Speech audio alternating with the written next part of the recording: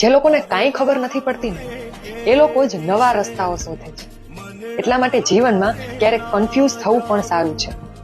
આખી મહાભારતમાં માત્ર અર્જુન જ એક એવા યોદ્ધા હતા જે કન્ફ્યુઝ હતા. બાકી બધા એકદમ ક્લિયર હતા. યુધિષ્ઠિર ક્લિયર હતા કે મારે લડવું છે, ભલે હું અધર્મ નહીં કરું પણ યુદ્ધ તો કરીશ. ભીમ એકદમ ક્લિયર હતા કે મારે મારા હાથે 100 કૌરવોનો વધ કરવો છે.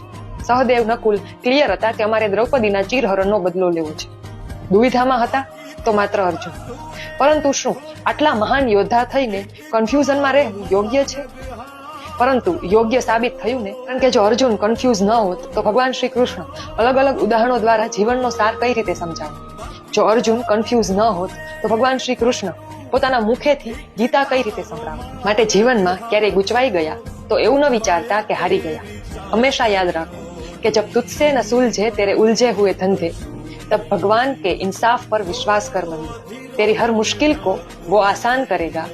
जो पिछले साल तू न कर पाया वो इस साल तेरा भगवान करेगा.